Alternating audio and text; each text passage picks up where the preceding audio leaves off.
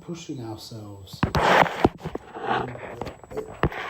People say, "Oh, you're going to burn out. You're going to burn out." But I always say, I see much more people getting snuffed out than burned out. You know what I'm saying? You're not snuffed out means when you light a candle and you see it get smaller and smaller and so you're like, no, and it's gone. That's what I see happening a lot because no one's like, well, not no one, but it takes a real man to put that, to try and create that tension in your life. So we're looking for the easy life, we're looking for the good life, you know. But really the good life is the life where we're pushing. I've said many times that, the stories, these heroic stories from the Holocaust, or even the story, like there was a guy called Fund. He was a war hero from a few years ago. It's from one of the wars, maybe 10, 12 years ago. I took pictures of, I think, his sister's wedding. Fuld, maybe? It's a war, he was like... Ari Fuld? What? He was the one who was From killed. Efrat? Yeah, Yeah. Efrat, he was killed. Yeah, He wasn't Oh. No, Hillel No, Hillel is Ari the Fuld tech was guy. Ari Fuld is the one who was killed in a terrorist attack. It was a full though. Yeah. Ari Ari Fuld, no? Fuld was I'm sorry, I don't remember his name. I feel bad, but... so anyway, so he was a war hero. He went into a tunnel. This wasn't with Azza. This was another. He went into a tunnel. Oh, it was probably Azza. I don't know. And he went in against the command, and he managed to retrieve like a fragment of a soldier's helmet and some skull or something. I don't know. And they ascertained that the soldier had been killed. And if the soldier had been taken alive, then they'd go crazy. And he was like crowned a real war hero. He did something very heroic, and he was a nice guy. He wasn't like a hero. I mean, he'd become a hero, and it's just these stories, and in the Holocaust, these crazy stories of people. You know, we've all heard these heroic stories, and we're just like, wow. And I always think that these were just people like us, just normal people like us who got put in these crazy situations. And how would we react? And I think most of us would blow ourselves away. Most of us would cry if we knew what we're capable of doing.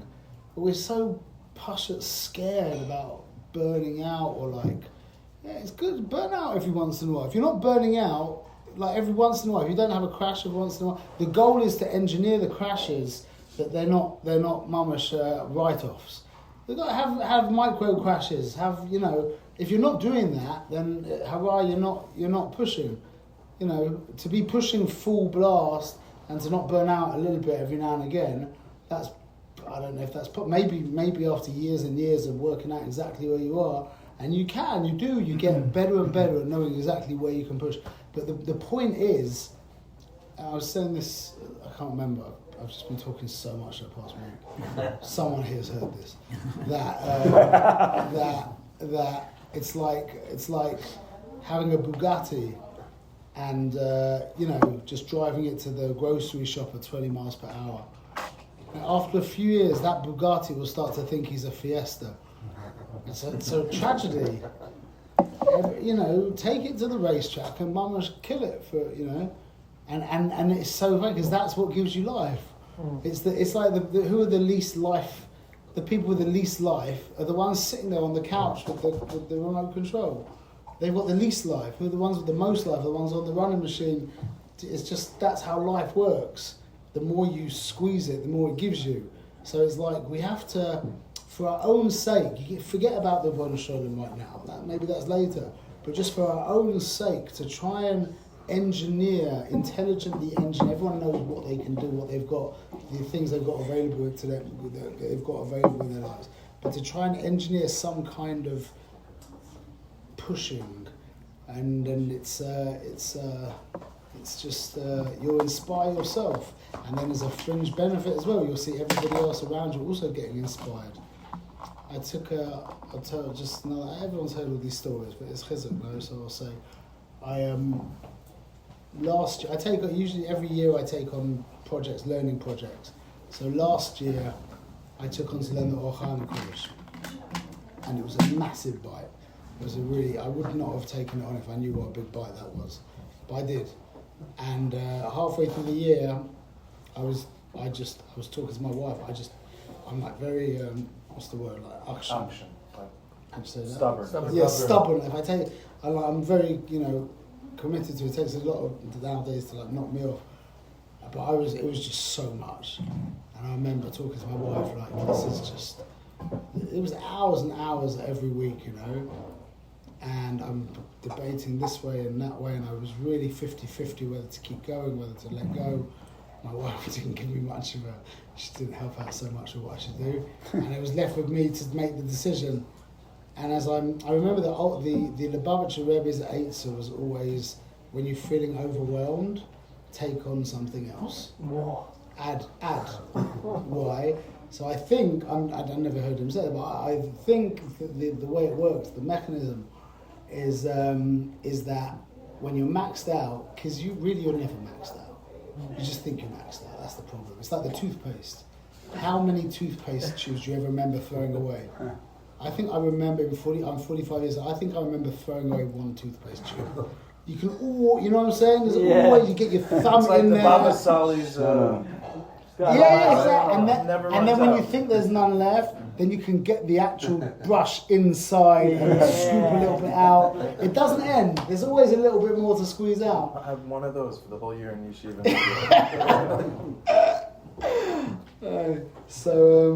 I completely lost myself there. What was I saying? Take on something Take on else. something else. Oh yeah, so I was thinking, the Lubavitcher Rebbe said when you're overwhelmed, and by the way, that word in my vocabulary is asa. I never use the word overwhelmed. That word does not exist. That word does not exist in my vocabulary. I never ever say that, unless I'm saying like overwhelmed, like emotionally by something, like I'm overwhelmed by how much I love you or something. But the idea of being overwhelmed, that word is useless. It's paralyzing and completely unhelpful. It's very good to delete that word from your vocabulary. So anyway, what the Lubavitcher Rebbe said was, when you're mamish maxed out, take something else on. And I think the mechanics of it is that you'll realise that you weren't maxed out, and that will give you a chizuk Right.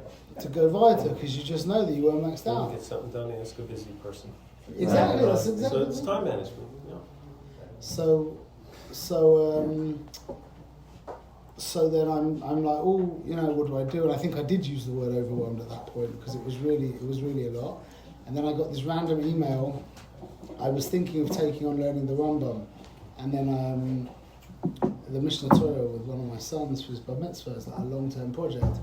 And then in the middle of this complete bilbil of whether I should carry on with the Or Chaim, I get this random email from Chabad. I have no idea how they got my We address. got you. And they were like, we're starting the new 3-year Seder of the Mishnah Torah like in 2 days. And I had brought, because I wanted to start on Sukkot, I had brought the English Rambam, the 19th English Rambam, which was sitting on my shelf. I was looking at it like, wow, that's a big bite. I don't know how I'm going to do that. And it was I just forgot about it. I get this email, and I clenched my fist, and I said, let's do it. Wow. In the middle of like not knowing what to do with it, or how I took on the Rambam, and it worked. My point is, I'm not trying to like. Did you get chizuk when you did it? You got chizuk? You become your own inspiration. Imagine that. Crazy. You don't have to go to a share for inspiration. You are your own source of inspiration. You could blow yourself away by what you can do, but just no one ever gets pushed, because everything's so comfortable and everything's so. I'm not taking away. I know we have our nisyonis and stuff, yeah, but you don't feel good when you get, when you're dealing with a nisyon. That's just, you get dragged through the washing machine every now and again, yeah. That's unpleasant and it's difficult and whatever. You can give yourself a pat on the back, but the inspiration comes from when you, out of your own volition, decided to take on something that you look back and you're like, wow, oh Hashem. And you don't, and then this is the real key to the whole thing, because you could turn around and say, you could look up and you're like, Hashem, that one was for you, but that's completely wrong. Really, you should fall on your knees and say, thank you, Hashem. Thank you. When you complete these amazing things, if you do these amazing things, you become more grateful and you become more inspired and everything gets picked up around you. So it's like the key is, like you said, the key is just to, in a controlled manner, to push yourself outside of your comfort zone. I know people don't really talk about this, like people aren't, like people are looking for, one of the things that when I speak to people a lot of times, husbands are, they feel not respect. Women feel unloved by their husbands, and husbands feel unrespected. Is that the word? Disrespected. That's not the. I don't know. That's not really the word I'm looking for. Not disrespected, just not respected. Dishonored. Something like that. Just not respected by their wives. Okay, so a lot of men are feeling that they're not being respected by their wives. A lot of women are feeling they're not being loved by their husbands. So what's the answer? Help each other out. Women try and be more lovable. Men try and be more respectable. If you're, how can you respect someone who's not being respectable? Like, how can you trust someone who's not being trustworthy? How can you love someone who's not being lovable? Yeah, they can help you, so you can help your wife. We can help our wives by, again, this whole, when you become one of these people who's constantly trying to find that extra little place to push, you become respectable. You start to respect yourself. Your wife starts to respect you more. Your children start to respect you more, and it's an upward spiral again. Like I said, the Rebbeinu Shalom's really on our side. He really is. He fixed the whole thing that we can do with these little actions. We can keep going up. So.